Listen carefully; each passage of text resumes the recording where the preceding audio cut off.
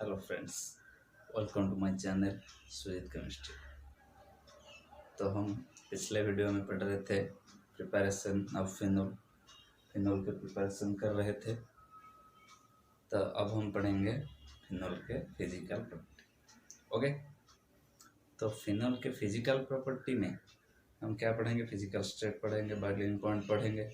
Okay, तो video को आगे देखते रहिए, सब्सक्राइब करते रहिए, लाइक करते रहिए। ओके, तो अब हम शुरू करने हैं फिजिकल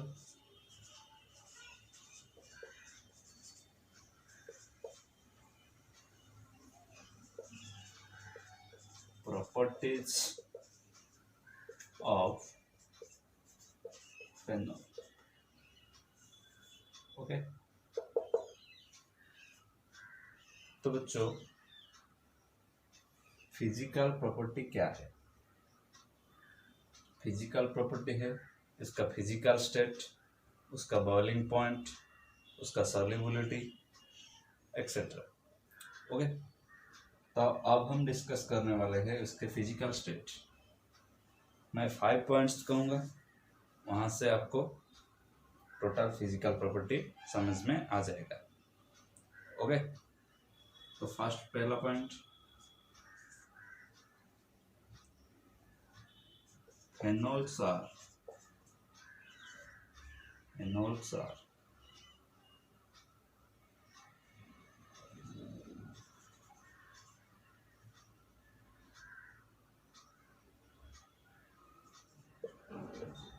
colorless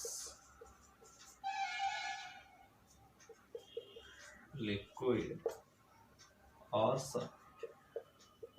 क्या कह रहा है? फिनोल्स आर कलरलेस लिक्विड और सॉलिड। समझ में कोई दिक्कत नहीं होती है। Okay, clear? वो कलरलेस है, लिक्विड है और सॉलिड भी होते हैं। ओके, ये है तुम्हारा पहला point, first point. Then second point,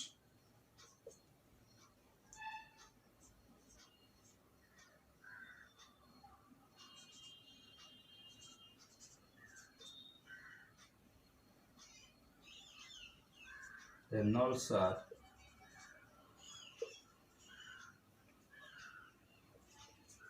ordered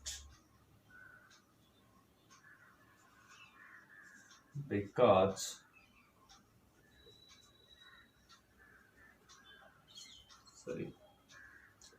due to formation of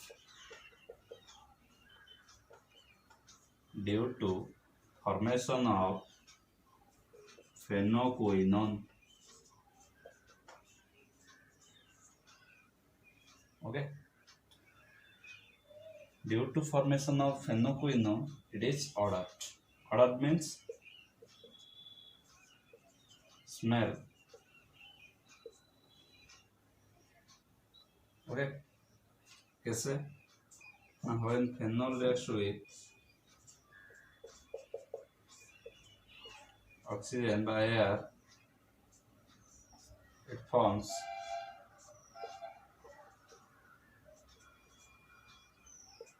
paraphennoquinone। Okay, इसलिए ये क्या है? फेनोल ऑर्डर्ड है। ऑर्डर्ड मीन्स स्मेल है। Phenol have smell due to formation of phenoquinone. Okay, then third point note कर लो। Okay,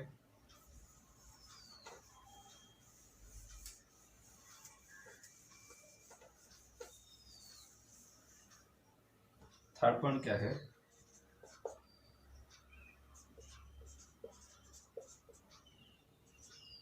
phenols are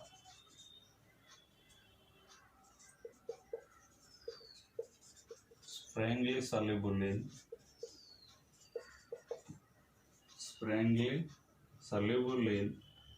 water but readily soluble in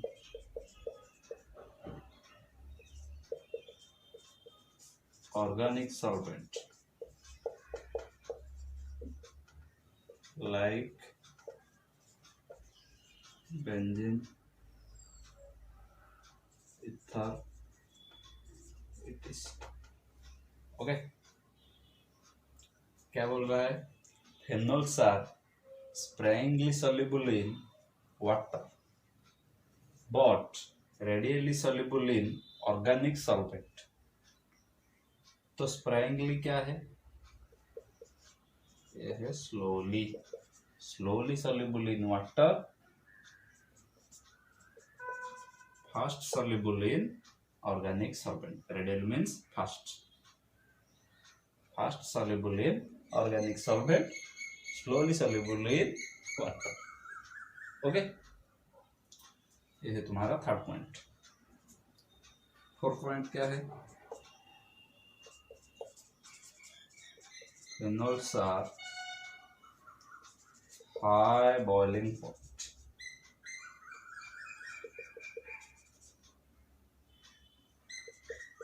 point due to formation of intermolecular hydrogen bonding.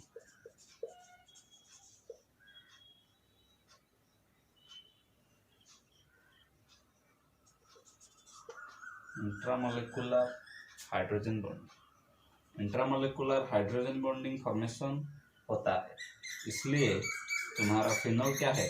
High boiling point carry करता है। Okay, तो कैसे? लो मान लिया एक phenol ये है, ओके, और एक फिनोल है इस तरह का,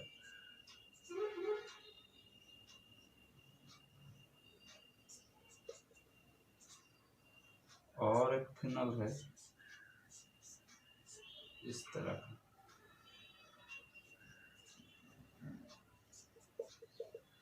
ओके, तो ये तुम्हारा है इंट्रामोलेकुलर हाइड्रोजन बॉन्डिंग, इसे कहते हैं इंट्रामोलेकुलर हाइड्रोजन बॉन्डिंग। तो इंट्रामोलेकुलर हाइड्रोजन बॉन्डिंग को तोड़ने के लिए ज़्यादा हीट चाहिए, ज़्यादा हीट चाहिए तो बॉइलिंग पॉइंट ज़्यादा होगा। ओके, इसलिए phenols are high boiling point due to formation of intermolecular hydrogen bonding. Intermolecular, inter नहीं, इंट्रा होता तो वो यहाँ से बॉन्डिंग करता, समझ रहे हो? यहाँ से ये इंटरमोलेकुलर, ओके, इसलिए इसका बॉइलिंग पॉइंट ज़्यादा है। नोट कर लो, हो गया? तो क्या है last point?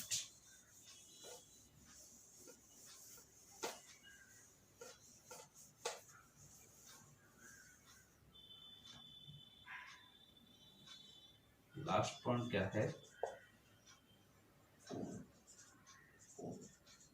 phenols are form blister with contact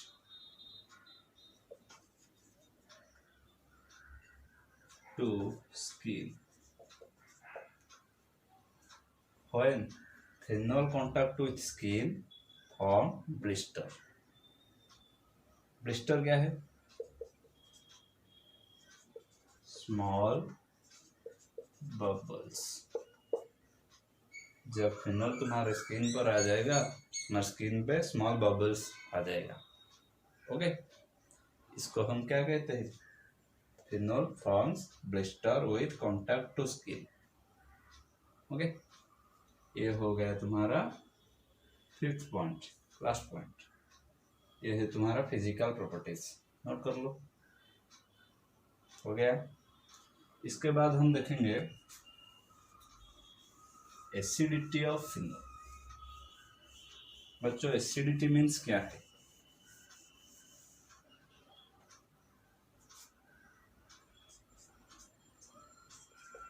acidity of phenol. बच्चों एसिडिटी मीन्स क्या है? एसिडिटी क्या है बच्चों? एसिडिटी मीन्स एसिडिक नेचर और acidic strength. Okay, acidic nature और एसिडिक स्ट्रेंथ। तो क्या कह रहा है? थोड़ा सा नोट है, ध्यान से देखो, ज्यादा इंपॉर्टेंट फॉर एंट्रेंस के लिए। Okay, phenol have greater acidity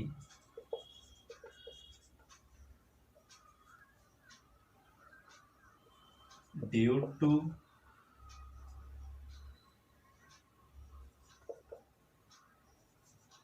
stabilized phenoxide ion। Due to stabilised phenoxide ion. तो फिनॉक्साइड आयन स्टेबिलाइज होगा तो फिनॉल एसिडिटी होगा। ओके, कैसे? Which is stabilised by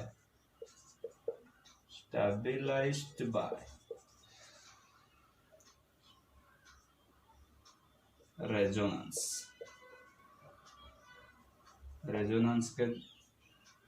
resonance के थ्रू स्टेबलाइज होगा कौन? Phenoxide ion. Then greater is the acidic strength by acidity. Okay, तो अब हम क्या करेंगे? फिनॉल का रेजोनेटिक स्ट्रक्चर बनाएंगे, फिनॉक्साइड आयन का रेजोनेटिक स्ट्रक्चर बनाएंगे। नोट कर लो, ये हो गया।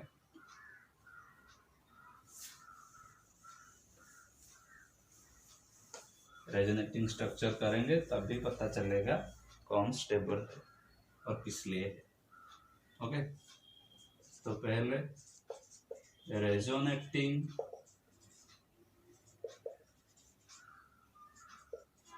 Structures of phenol. ओके, क्या होगा? तुम पहले से पढ़ चुके हो रेजोनेंस।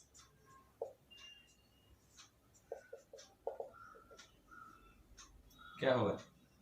स्लोन पेयर वहां से डबल बॉन्ड कर देगा, इस डबल बॉन्ड टूटकर नेगेटिव चार्ज कैरी करेगा। ओके, तो क्या हो जाएगा तुम्हारा? कुछ इस टाइप का हो जाएगा।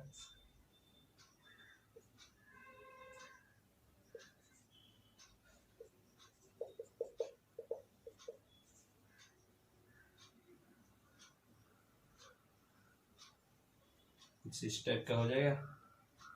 यहाँ पर लोन पेयर डबल बॉन्ड कर चुका है, पॉजिटिव चार्ज, यहाँ पर बॉन्ड ब्रेक होकर नेगेटिव चार्ज। ओके, समझ में आ रहा है? आ रहा है समझ में? देन क्या होगा? नेगेटिव चार्ज रिमूव करेगा, यहाँ पर डबल बॉन्ड यहाँ पर। ओके, तो क्या हो जाएगा? कुछ ऐसा आ जाएगा।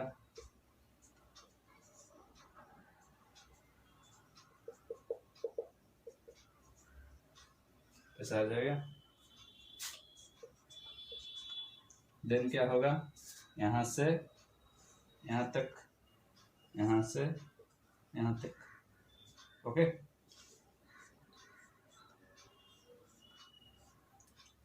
देन क्या हो जाएगा? नेगेटिव चार्ज यहाँ पर,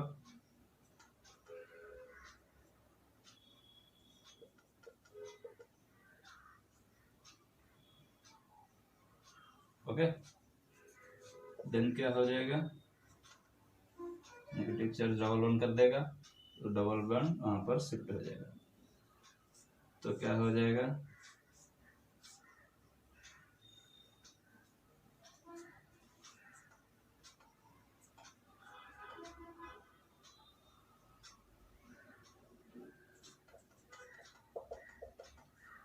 ओके, ये हो जाएगा। तो देखो पहले स्ट्रक्चर को देखो, लास्ट स्ट्रक्चर को देखो, क्या डिफरेंस है। ये जो फिनोल है ये वही फिनोल है, सिर्फ डबल बॉन्ड का पोजीशन चेंज हुआ है या नहीं, है या नहीं। तो यहाँ पर नेगेटिव चार्ज डीलोकलाइज हो रहा। ओके, अब हम देखेंगे रेजोनेटिंग स्ट्रक्चर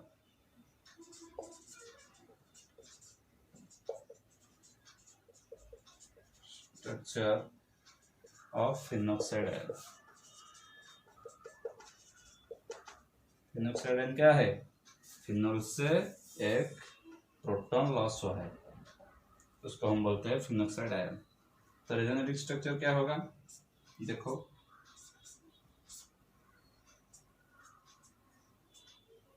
ये है तुम्हारा फिनोक्साइड आयन, ये है तुम्हारा फिनोक्साइड आयन। ओके, जब हम इसे रेजोनेंस करेंगे क्या होगा, नेगेटिव चार्ज यहाँ पर डबल बॉन्ड कर देगा। ओके, तो एक बॉन्ड शिफ्ट हो जाएगा, यहाँ पर क्या हो जाएगा, पहले की तरह वहां पर नेगेटिव चार्ज, वहां पर डबल बॉन्ड। ओके,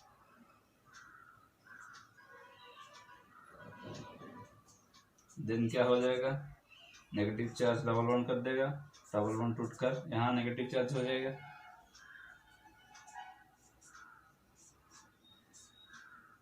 यहाँ पर नेगेटिव चार्ज। ओके, देन क्या हो जाएगा, ये नेगेटिव चार्ज वहाँ आ जाएगा, डबल बॉन्ड कर देगा, डबल बॉन्ड टूटकर वहाँ नेगेटिव चार्ज कर देगा। रेजोनेंस तुम अच्छे से पहले फर्स्ट ईयर में पढ़ चुके हो। ओके, तो तुम्हें कोई दिक्कत नहीं आनी चाहिए।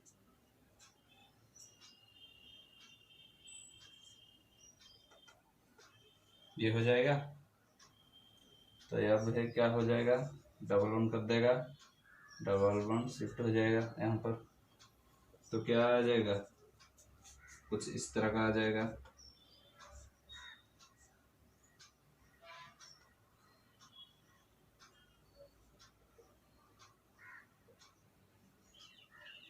इस तरह का कुछ आ जाएगा, ये हो जाएगा। इसको देखो, इसको देखो, क्या देख रहे हो, सेम ये जो है, ये जो भी है ये वही है, सिर्फ डबल बॉन्ड का पोजीशन चेंज हुआ। एक बात और मार्क करो, यहाँ पर पॉजिटिव और नेगेटिव चार्ज डीलोकलाइज हो रहा है, बट यहाँ पर सिर्फ नेगेटिव चार्ज ही डीलोकलाइज हो रहा है और स्ट्रक्चर में, है या नहीं।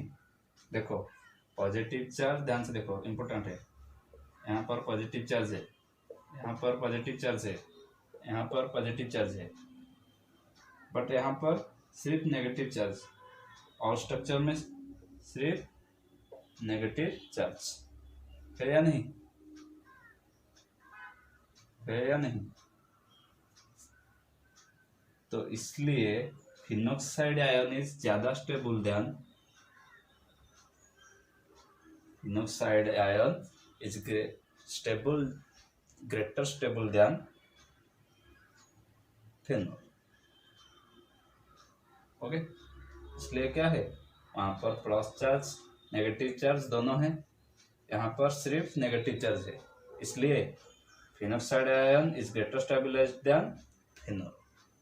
ओके, इसको लिखेंगे थ्योरी में, नोट कर लो, पॉज करके नोट कर लो। हो गया,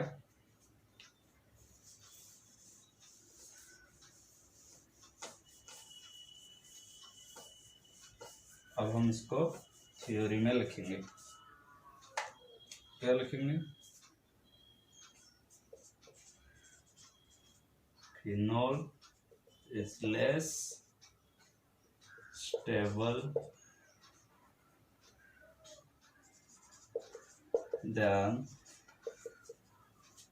phenoxide ion due to charge separation of phenol। क्या पॉजिटिव और नेगेटिव बोथ।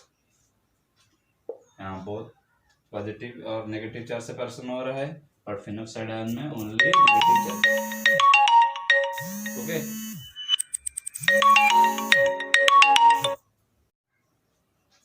देखो phenol is less stable than phenoxide ion due to charge separation of phenol. वहां पर क्या होता था, फिनोल में पॉजिटिव और नेगेटिव चार्ज हो रहा था, बट फिनोक्साइड आयन में ओनली नेगेटिव चार्ज, इसलिए phenol is less stable than phenoxide ion. Phenoxide ion से फिनोल लेस स्टेबल। ओके, तो अब हम देखेंगे, ये हो गया तुम्हारा फिनोल का, लिख लो लिख लो।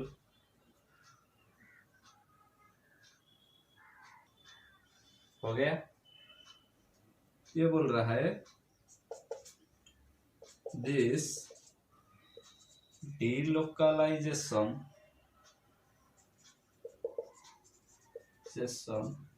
of charge is the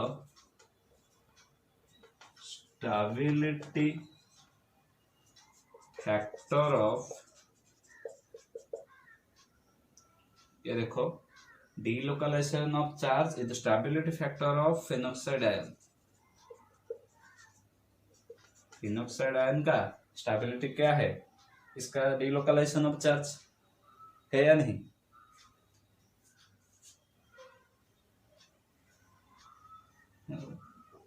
so phenol is greater acidity, इसलिए फिनोल का एसिडिटी ज्यादा है। Phenol is greater acidity. Okay, इसलिए delocalization of charge is the stability factor of phenoxide ion. Okay, समझे, नोट कर लो। हो गया, अब हम देखेंगे effect of substituents on acidity of phenol. अब हम देखेंगे effect of substituents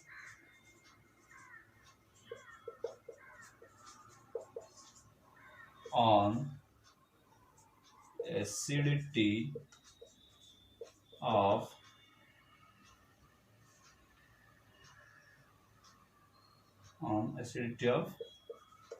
phenol. Okay, तो ये क्या है, effect of substituents on acidity of phenol. इसका मतलब क्या है, इसका मतलब है इफेक्ट जो भी सब्स्टिट्यूएंट के ऊपर आ रहा है, किसके थ्रू, एसिडिटी ऑफ फिनोल के थ्रू। एसिडिटी ऑफ फिनोल के थ्रू सब्स्टिट्यूएंट्स के ऊपर जो भी इफेक्ट पड़ रहा है, उसको हम क्या कहेंगे, effect of substituents on acidity of phenol. इसका 6 पॉइंट है, तो आपको अच्छे से समझ में आ जाएगा। पहला point,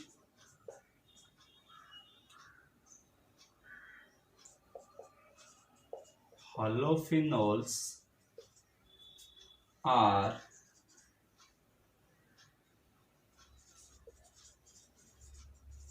greater acidity than phenol due to minus I effect of halogens। Okay, ये क्या कह रहा है, पहला point, halophenols are greater acidity than phenol. Due to minus I effect of halogens. Halogen मानकर सॉरी हलोजेन्स क्या बोल रहा है, halogens minus I effect of halogens, halogens so minus I effect, तो halophenols are greater acidity than phenol. इसका order क्या होगा, order है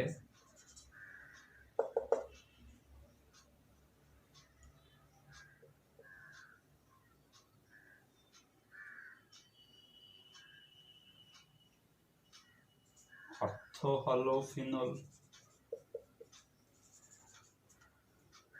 greater than parahalophenol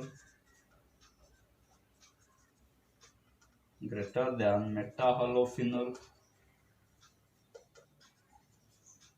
greater than phenol. Okay, हो गया। क्या है, ऑर्थो पारा मेटा, सॉरी ऑर्थो मेटा पारा, ऑर्थो मेटा पारा, हलोफिनोल्स ऑर्डर है। तो फिनोल लेस है इसलिए इसका एसिडिटी लेस। ओके, ये हलोफिनोल्स का एसिडिटी ज्यादा है, तो ये है पहले। तो पहले क्या आएगा, ortho, then meta halo, then para halo. Okay, इसको याद रखना, इसको याद रखना, ortho halo, then meta halo, then para halo. Okay, ये है तुम्हारा पहला पॉइंट। देन नोट कर लो, हो गया। देन बोल रहा है वो जो हलोजेंस है इसके अंदर भी ऑर्डर है, कौन पहले आएगा कौन पिछले आएगा। देखो सेकंड बोल रहा है the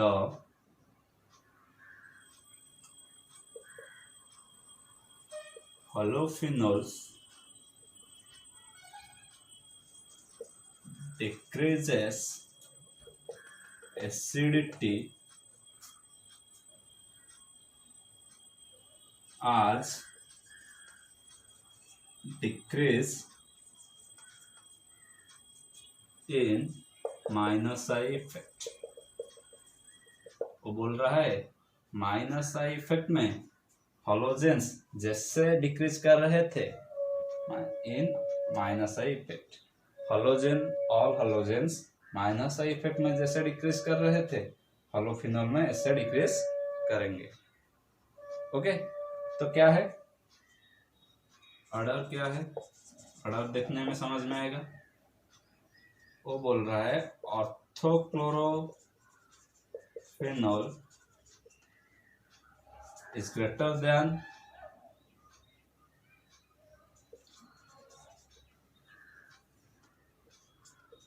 orthobromophenol is greater than orthoiodophenol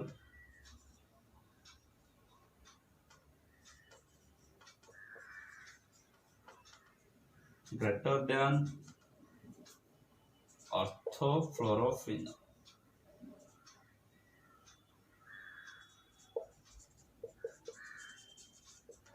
okay, chloro bromo iodo फ्लोरो।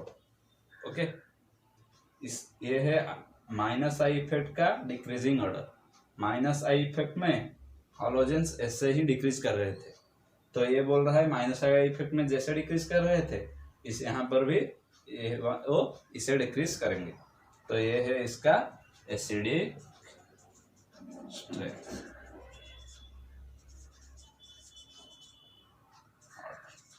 इसको हम क्या कहेंगे, acidic strength order of halophenols. Okay, note कर लो, नोट कर लो।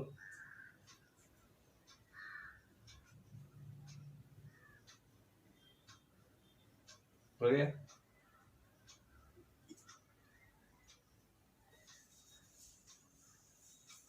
देन क्या बोल रहा है थर्ड में,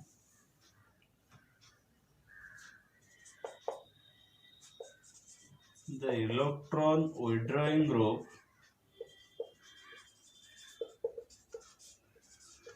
withdrawing substituents like halogens, nitros, cyanides, etc. increases the acidity of phenol due to stabilizing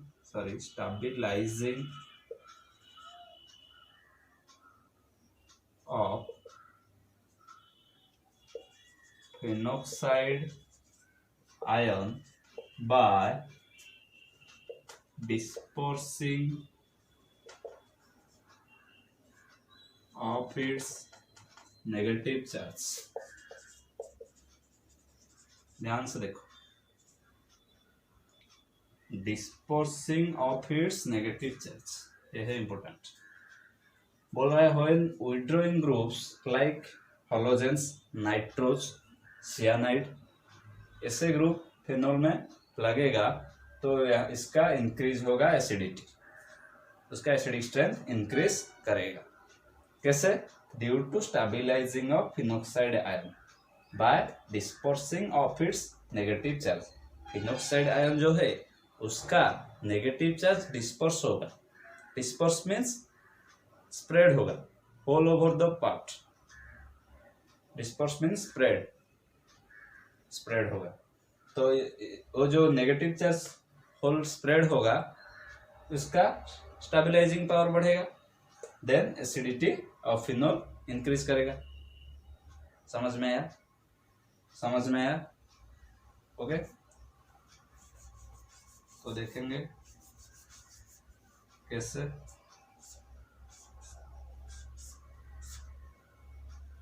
ये है फिनोल,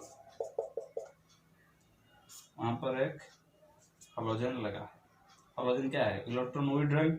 तो विथड्रॉइंग मतलब विथड्रॉइंग करेगा, डिस्पर्स करेगा, प्रोटॉन लॉस कर दिया, एक प्रोटॉन लॉस होगा तो क्या हो जाएगा? फिनॉक्साइड आयन हो जाएगा।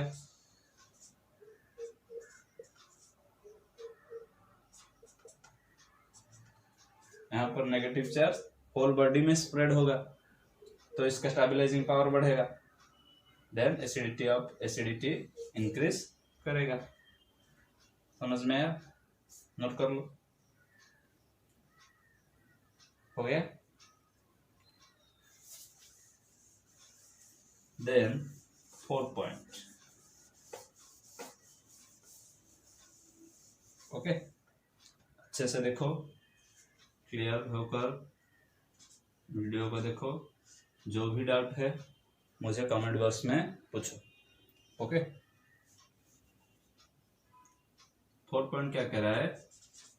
The electron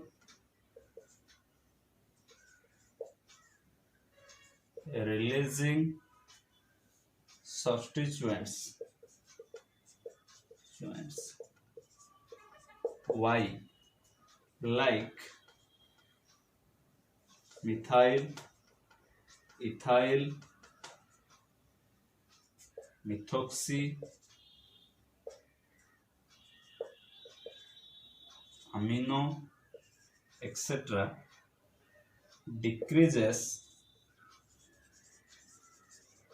decreases the acidity of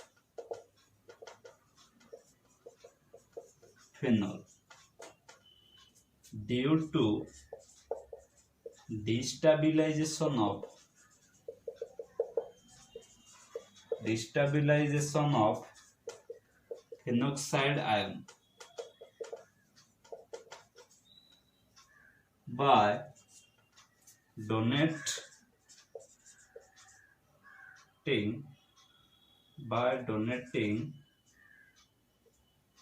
electron and negative charge। Okay, क्या कह रहा है? When electron releasing substituents like methyl, ethyl, methoxy, amino group phenol में लगेगा तो इसका एसिडिटी डिक्रीज होगा। कैसे? ना destabilization of phenoxide ion, phenoxide ion destabilize होगा। कैसे? ना डोनेट इलेक्ट्रॉन्स और नेगेटिव चार्ज, जो फिनोक्साइड आयन है उसका इलेक्ट्रॉन डोनेट कर देगा, नेगेटिव चार्ज डोनेट कर देगा, तो डिस्टेबिलाईजेशन हो जाएगा। जब डिस्टेबिलाईजेशन हो जाएगा फिनोक्साइड आयन तो एसिडिटी डिक्रीज होगा। सिंपल, समझ में आया? समझ में आया? ओके, तो कैसे देखते हैं? व्हेन फिनोल में, ये है फिनोल, इसको एक इलेक्ट्रॉन रिलीजिंग ग्रुप लगाते हैं वाई और आर इलेक्ट्रॉन रिलीजिंग सब्स्टिट्यूएंट्स। जब लगेगा क्या होगा? इलेक्ट्रॉन रिलीज करेगा। जब हम एक प्रोटॉन लॉस करेंगे तब क्या होगा? फिनोक्साइड आयन होगा, जिसका भी इलेक्ट्रॉन और नेगेटिव चार्ज दोनों डोनेट हो जाएंगे, तो ये डिस्टेबिलाईजेशन हो जाएगा। जब फिनोक्साइड आयन डिस्टेबिलाइज होगा तो एसिडिटी डिक्रीज करेगा। ओके, समझ में आया? नोट कर लो, अच्छे से नोट करो। ओके,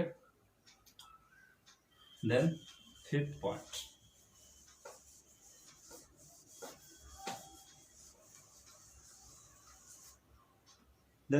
क्या कह रहा है?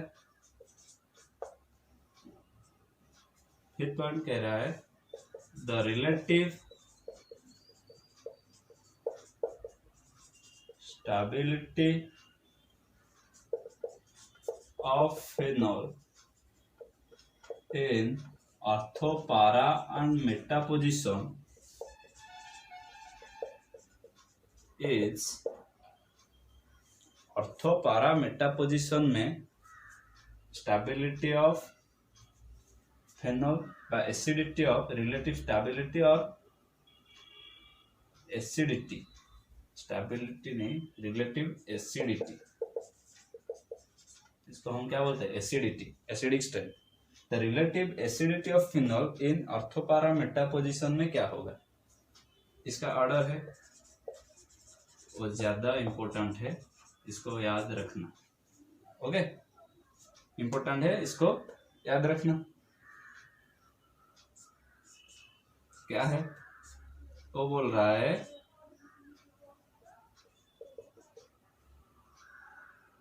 पारा ज्यादा इंपॉर्टेंट है, उसके बाद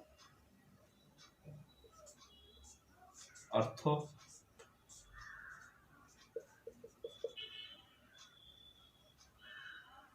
उसके बाद ऑर्थो आ जाएगा,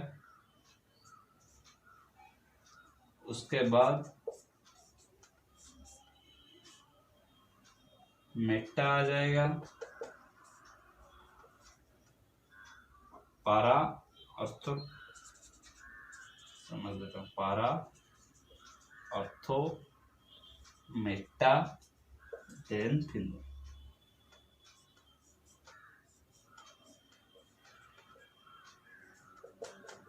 ये है relative acidic strength of phenol. Okay, इसको अच्छे से याद करो, हर जगह तुम्हें ये जरूरत होगा। Para, then ortho, then meta, then phenol. Okay, note कर लो। ओके, देन तुम्हारा लास्ट पॉइंट, इस लेक्चर का last point,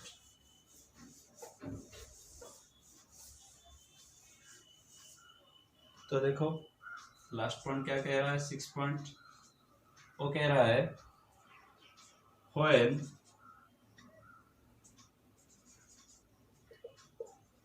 increases number of substituents, when increases number of substituents in phenol greater its acidity. Okay, तो when substituents increase करेगा phenol में, greater its acidity, acidity ज्यादा होगा। कैसे देख लो, when फिनोल में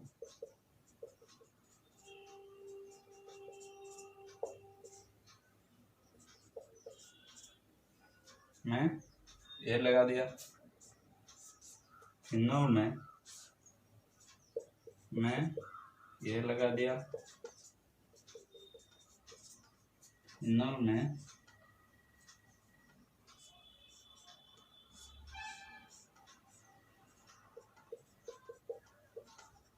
ये लगा दिया और फिनोल ही रख दिया। तो इसका ऑर्डर क्या होगा?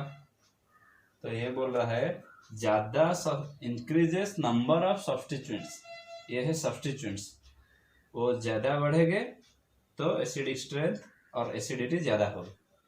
तो ऑर्डर क्या हो जाएगा? इसका नाम क्या है? 2,4,6 ट्राइनाइट्रोफिनोल। यहाँ पर 3 सब्स्टिट्यूएंट्स, इसका नाम 2,4 डाइनाइट्रोफिनोल।